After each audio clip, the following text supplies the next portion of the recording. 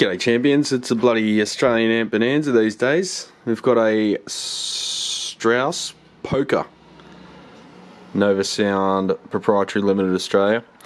So this is a Strauss amp. I'm guessing maybe the logo's gone missing from there, and Polka is the model. So well, the first thing we've got to do is replace the feet. We've got a missing one, or at least one.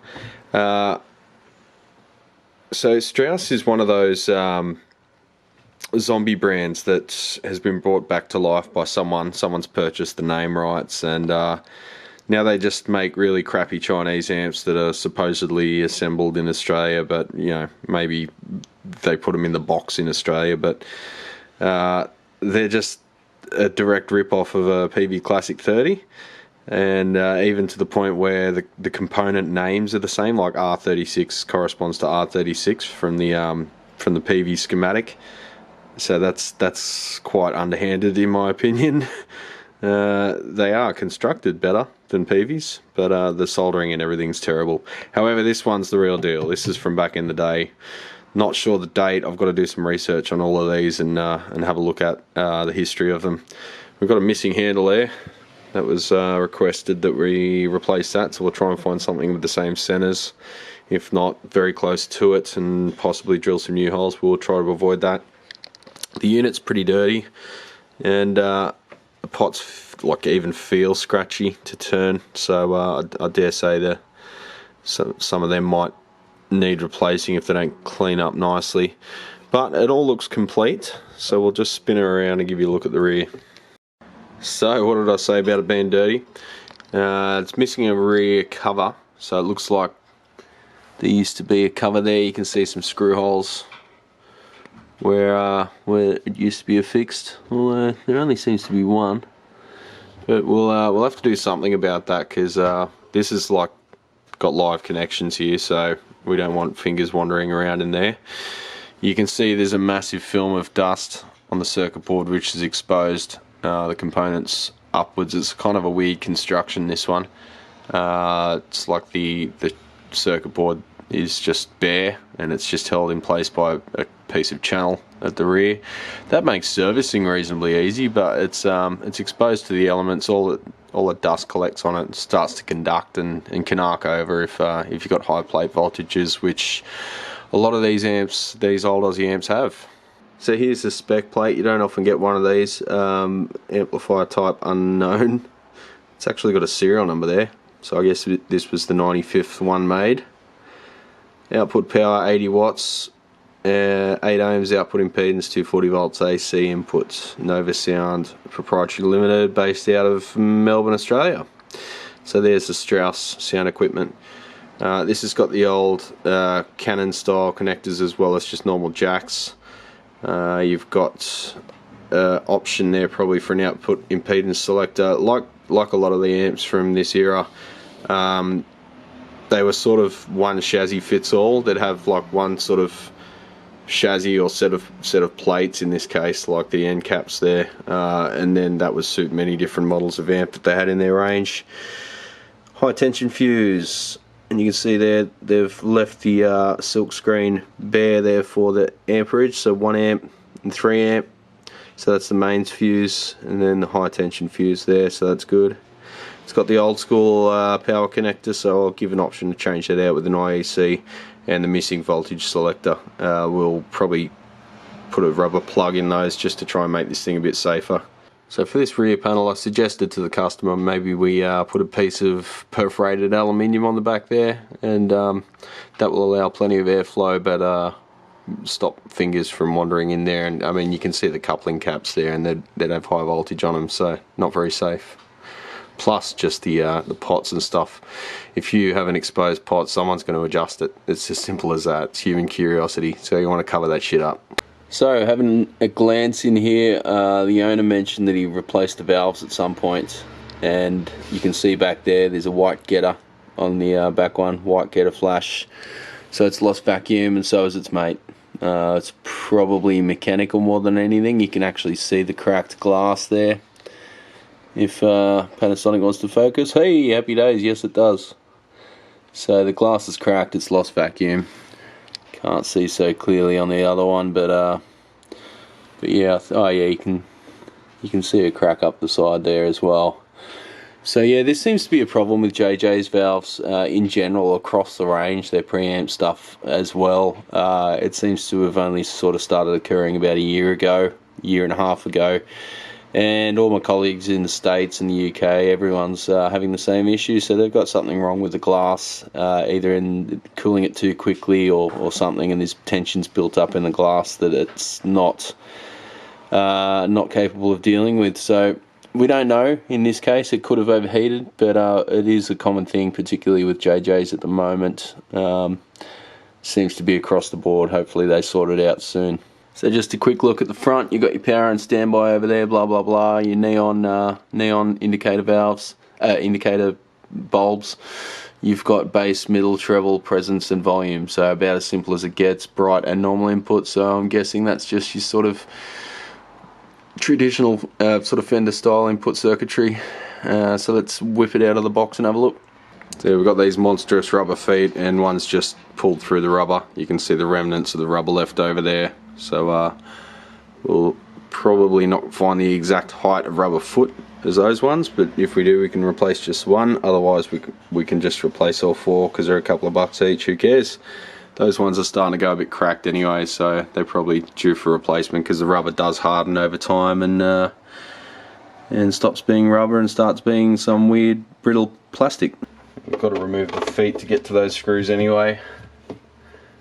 Again, this is a strange combination of Phillips and flathead screws that you find on a lot of 70s gear. These could have been replaced at some point, however.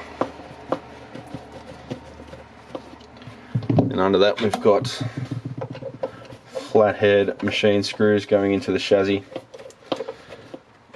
Imperial thread with a cup washer.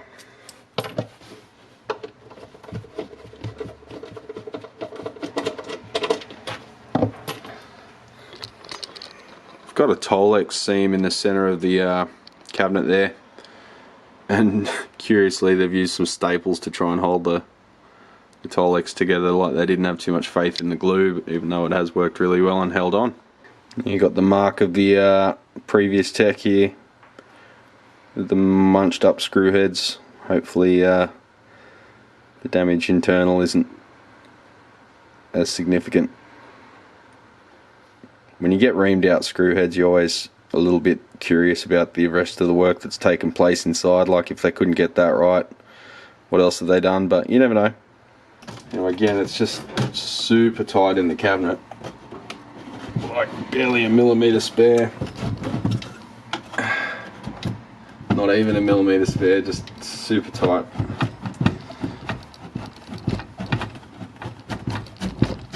I can feel the front panels coming with it, so it must be attached to the chassis from the inside. We're free. So just your typical cheapo chipboard cabinet. It's usually a pretty weak spot in these. They just turn to wheat bix after a while. So, you know, an option would be to make a plywood cabinet. This one's not in too bad shape compared to most that come in though, so this one will be fine. So that's the reason it felt like the front panel was coming with me, because it's just Tolex straight over the steel. Something you don't see often. Kind of a strange construction in this one. Sort of got a little wall there. I guess it makes sense from a signal point of view, because you've got some shielding there, and your preamps up the front, and then everything in the power and output section has its own board at the back here, and that's all circuit board. Everything's circuit board. You've got one board mounted vertically up there that's got all the preamp stuff on it, and you've got one horizontal mounted board here that's got the output valves and the power supply. So the preamp board looks to be in pretty decent shape. No sort of burns or anything like that are immediately visible. It's got those mustard caps that can get sort of cracks in their insulation, but they look to be in good nick at the moment. Got this bastardry going on here. I think that can be done better. We'll address that if we go ahead. The pots actually pass through the circuit board, which is strange, and then they're mounted with just a bit of bus wire to the circuit board. So that's a bit of fun to replace them if they need it, but hopefully they clean up okay. Here's the valves that have lost their vacuum, so they're due for the bin. The owner's got the original valves that he took out to put these ones in, so we'll test them and see if they're okay. They very well might be. They look visually okay. So again, we can see this board's made for various different models. It's got some unpopulated sockets there, possibly for a higher power model, a base version or something that would have 6 output valves. You've got the same mustard caps down there. They look okay visually as well.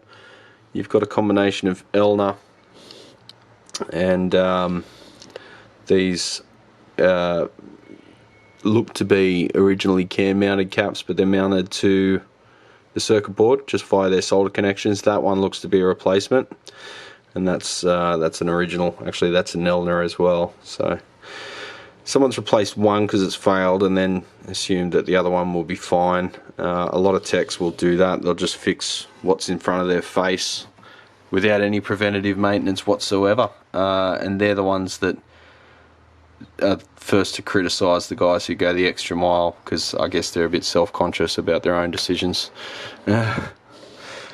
Looking down here, we can see it looks like this resistor covered in shmoo has lost part of its insulation, so that might have been a heat issue. We'll dig a bit deeper there and find out what's going on. We've got some electro harmonics replacement here, a tongue sole here, and 4 EL34s. We've got the screen grid resistors mounted a little bit off the board, which is good to see for a bit of airflow. These trim pots, they're going to be intermittent at best in this current state, so covered with dust and shmoo. So we'll maybe be able to clean them up, but I think replacement might be an option as well. A lot of these, sorry, I'm just darting around randomly as I see stuff.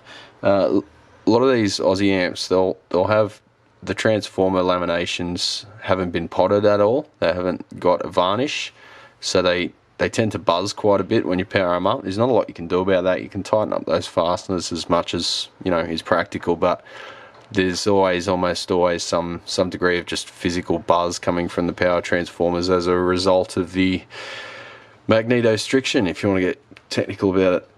Alright, so I'll just remove these front 2 EL34s so you can get a good view of the rear ones. Now, let's see if this glass envelope just comes straight, yep, comes straight off. There we go, look at that. You want to know what it's like to be an electrode in a valve? Well, that's what it's like. So you can see there the milkiness. The getter flash is gone. Its job is to soak up the last of the oxygen because the vacuum pumps that they use are only so good. And this one tried to absorb the universe with predictable results. Let's see what the other one does. I think this is going to come out in one piece. Gently, gently. Yeah. So that one's not cracked all the way around. So for this one, just reach in and grab it by the base. Oop, there we go. And that's the guts of the valve there. So you can see here that there's sort of like fault lines on the coating there, so that indicates to me that this thing's probably gotten very hot, and that could be the cause, but more than likely it was just an extra issue with the amp, so it's probably running them way too hot, and the broken glass is just a coincidence. You can see on the other one, the silk screen there is a bit darker than the ones that look okay, so maybe it's just got an issue with the rear ones, or maybe that's just because they're at the back and don't access as much airflow as the ones that are closer to the opening in the cabinet. So I don't know, should we take this one apart? What do you reckon? Now to get access to the bottom, we're just going to have to break this glass a little bit more. Crack that egg.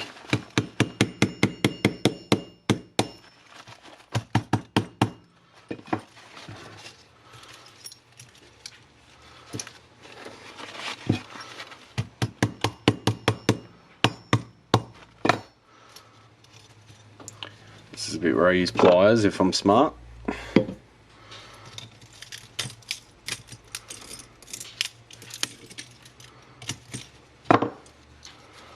Alright. Now we'll see if we can just cut these posts. Yep.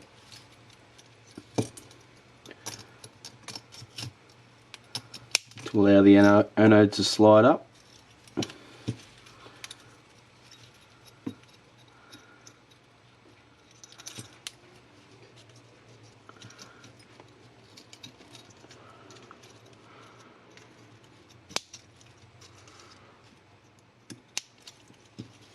Bits of glass sticking into my calluses, that's alright. That's what playing guitar is good for, eh? And using sandpaper. Just chop the end of the cathode there if we can.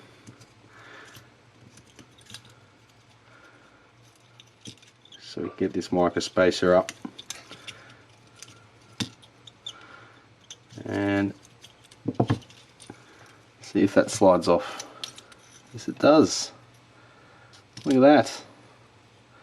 So you can see it's gotten very hot. Looks like there's some loss of plating there on the cathode. That's the coating that makes it easier for the angry pixies to escape. So from the inside you can see I've got the control grid. It's moving with the cathode there.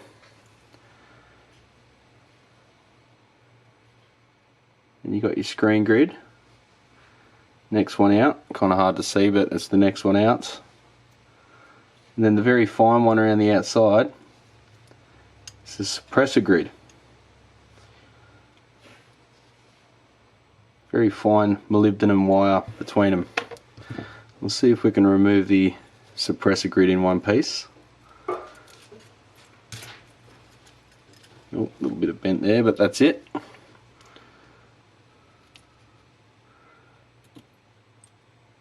And the screen grid.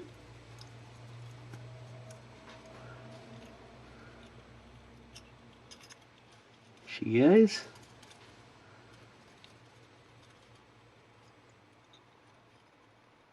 Getting hung up on that micro washer. There we go. So that's the screen grid in all its glory. And the inner one, the control grid, that's secured a little bit more tenaciously.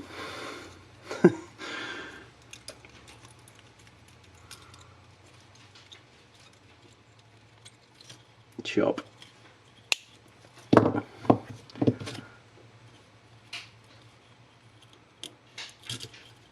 Out she comes.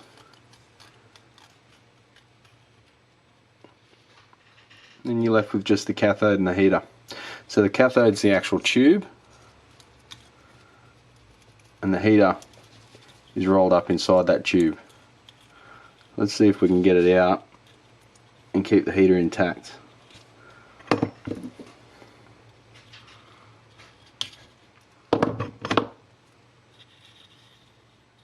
And there we go, there's the heater. And that's the cathode there, and that's the heater.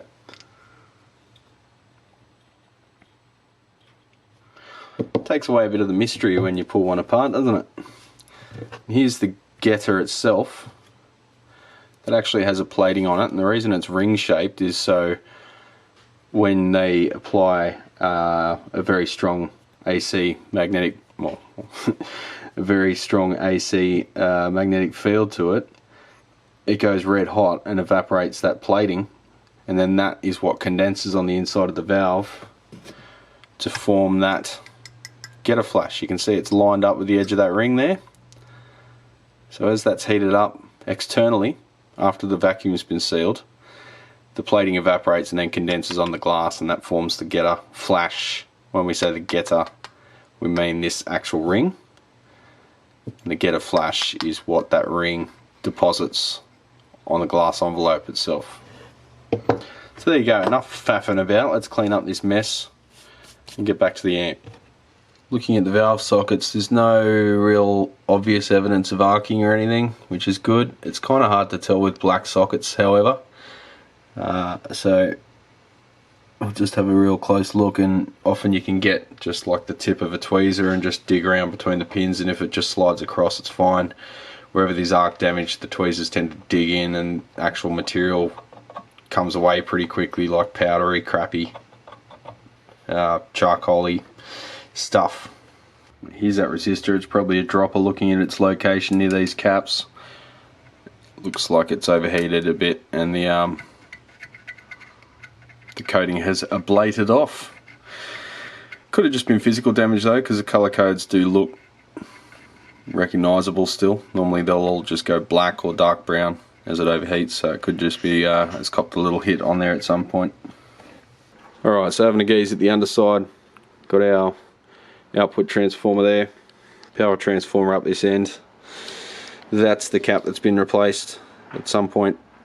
So you can see that they were the fork terminals, meant to be hardwired. Someone's filed away at the circuit board to make them fit, and that was the original ones. So they've just folded the terminals over, soldered them, and that's literally all the mechanical support they get. Got a weird little wire going nowhere there. Not sure what the deal is there. It's like a antenna. Used to go somewhere. I guess that spot there. So I'll see what that's all about. You've got lots of dried up flux, burnt flux, which can become conductive, so all of that's got to get cleaned up and see if there's any evidence underneath it of tracking or arcing anywhere, which can be a problem, particularly in some of these Aussie amps that run very high plate voltages. But yeah, overall, no real obvious faults jumping out at me. Nothing's gone bang or set fire to itself, so that's always a plus. So just like always, we'll go through, take some measurements of everything, all the droppers and stuff, check the output transformer and power transformer continuity, check the output transformer for rough balance between either side of the primary, and maybe start giving it a bit of juice once we've addressed the things that we're definitely going to do. So I'll quote them straight up, and then as always with these old ones, offer a bit of margin just in case there's other issues that need addressing once the thing's actually confidently functional. So there's a quick look, and just keep an eye out for the next episode when we dig in, if the job gets approved. If not, you'll never see it again, probably. See you on the next one, champions.